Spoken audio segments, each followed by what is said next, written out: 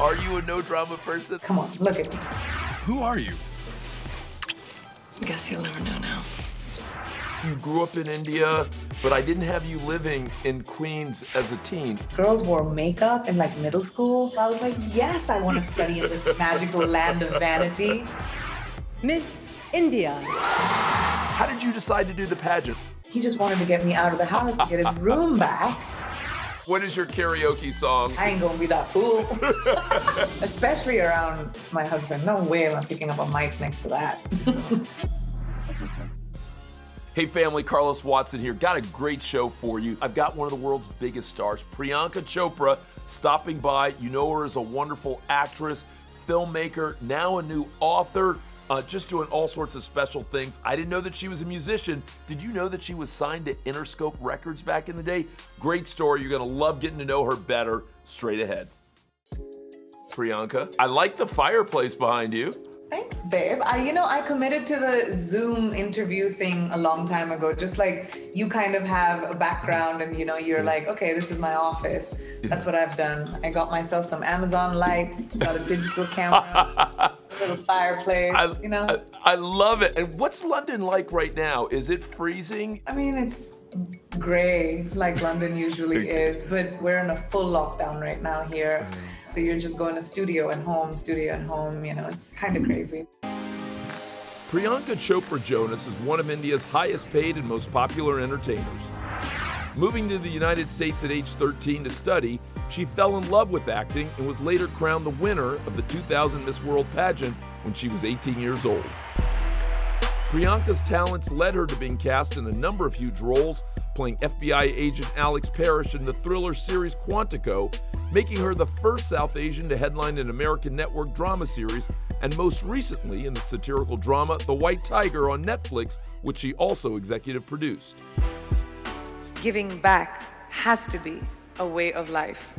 With over 60 million Instagram followers, Priyanka has used her platform to bring awareness to a number of global issues, including poverty, the state of the environment, and women's rights. Priyanka's fairy tale love story with superstar singer Nick Jonas started when the Jonas Brothers slid into her Twitter DMs back in 2016, and the rest is history. The couple recently celebrated their 2-year wedding anniversary. Now, are you an exercise person? Do you run or do anything like that to clear your mind or give you a little bit of peace? Well, not for joy, but for my job, yes. That is hilarious. I love that. That is good.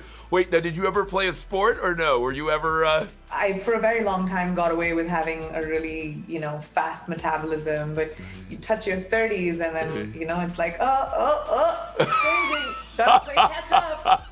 So now, yes, I'm someone who works out 5 days a week. I think I'm strong because I've been a dancer, I've done stunts, my job sort of requires me to be physical.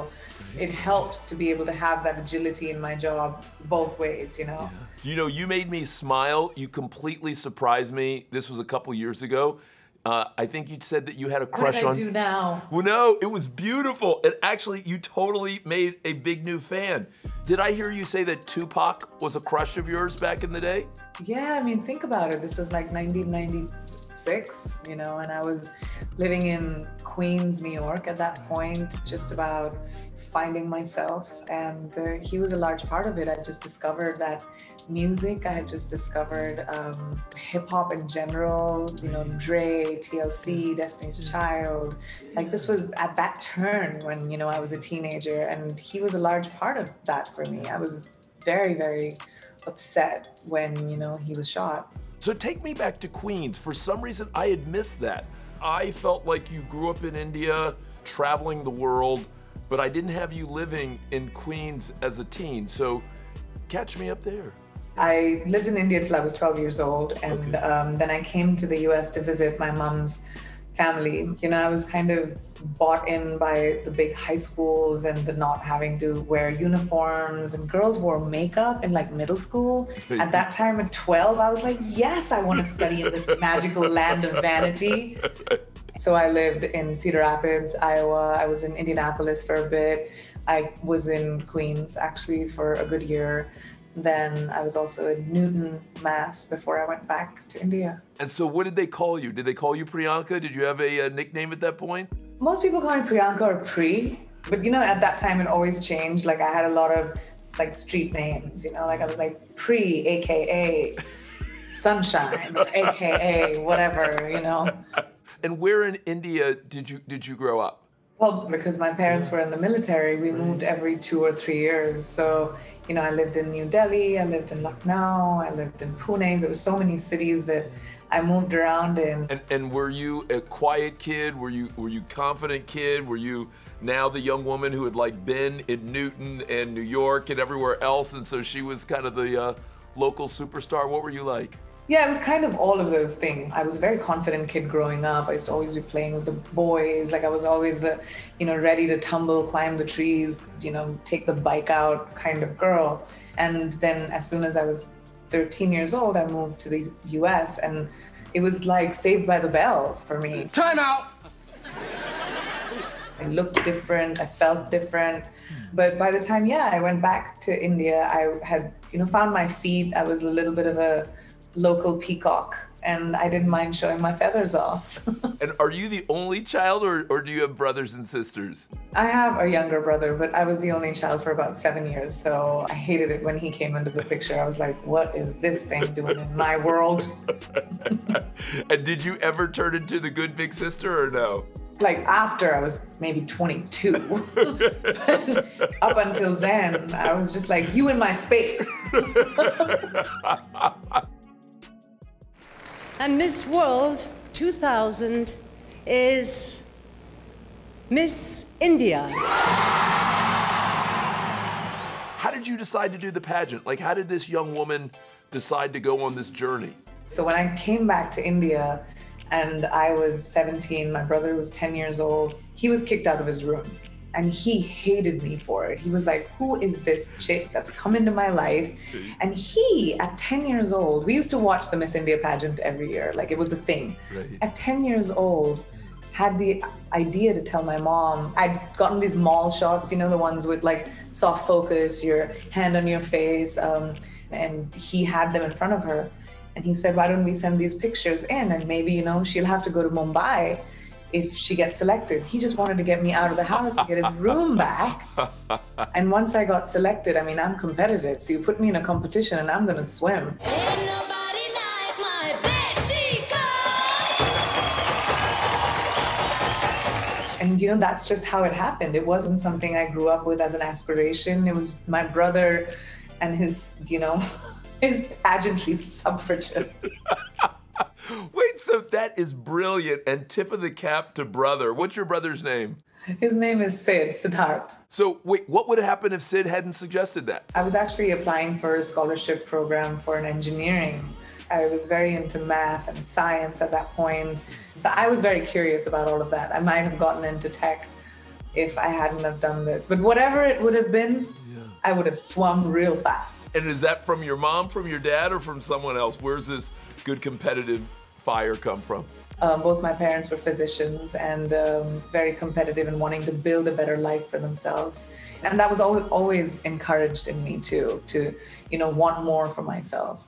All right, so what is your karaoke song? If you and a well-known singer, I'm assuming your husband, were to do karaoke, what is your individual song and what is your duet? I hate karaoke. I'm terrified of karaoke. No. I love being a spectator of karaoke. Okay. I love watching my friends make fools of themselves, but I ain't gonna be that fool.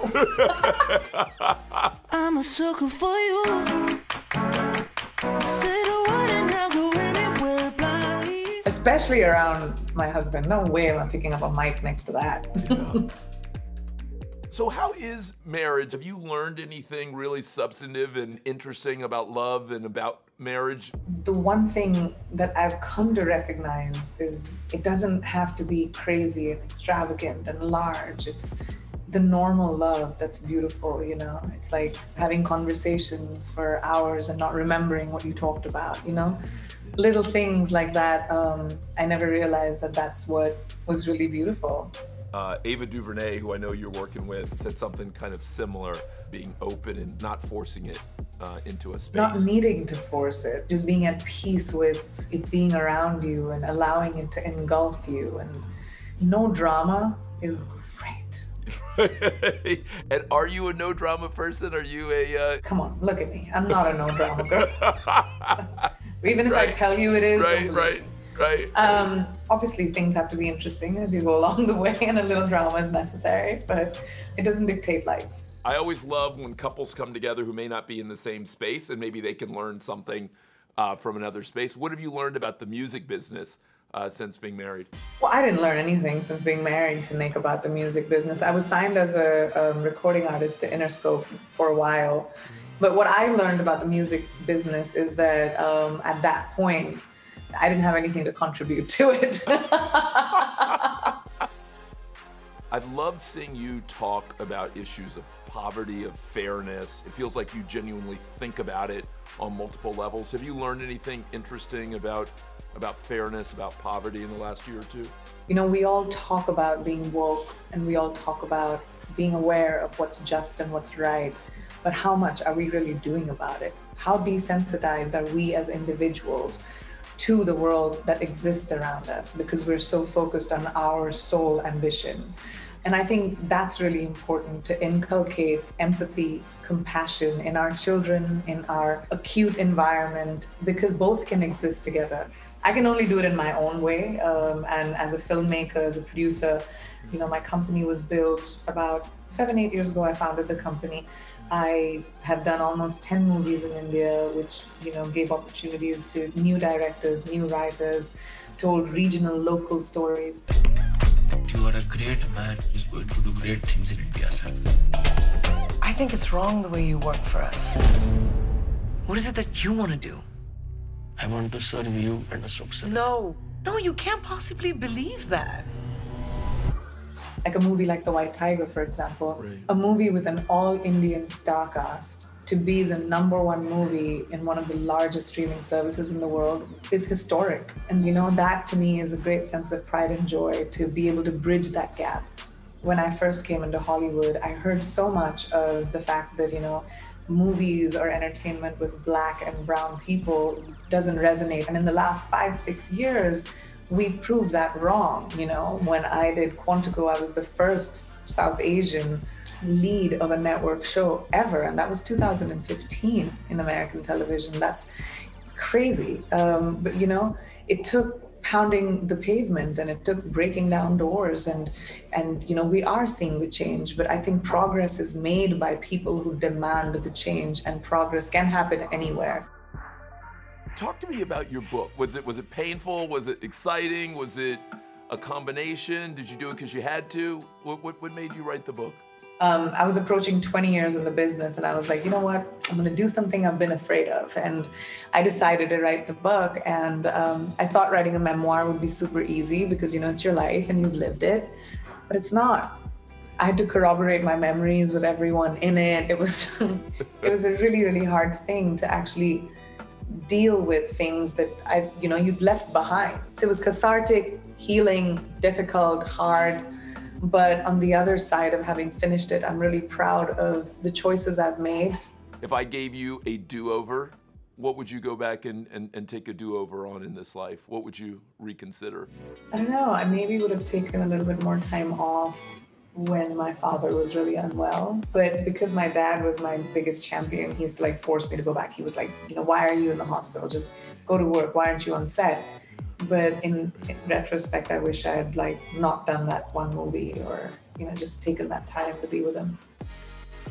I want to do something fun called rapid fire, if you don't mind. I'm going to hit you with a variety of things, and I'd love your immediate reaction. Okay. Are you more of a surfer or a rocker? I love the ocean, but I can't surf. I can't rock, but I love the rock star vibe. So I think I'm a little bit of both. Your favorite recent book? What book have you enjoyed recently? There's this book called Homegoing, and I've been telling all my friends to read it. It's a testament of family, of sisterhood, of culture, and I would really recommend that book to you. A celebrity friend of yours that would surprise people? Kerry Washington. She is, when you meet her, it really is surprising how she engulfs you with so much love and affection.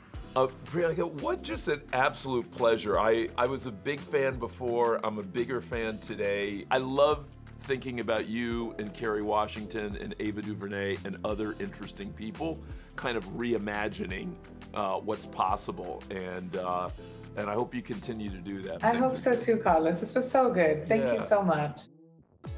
Hey, I hope you enjoyed that conversation with Priyanka. I love her hustle. She described it, her energy, her confidence. Not surprised to hear her say that her parents inspired it in no small part. What a beautiful underpinning. Excited to see what she does and love hearing that her friendship group includes people like Kerry Washington and Ava DuVernay.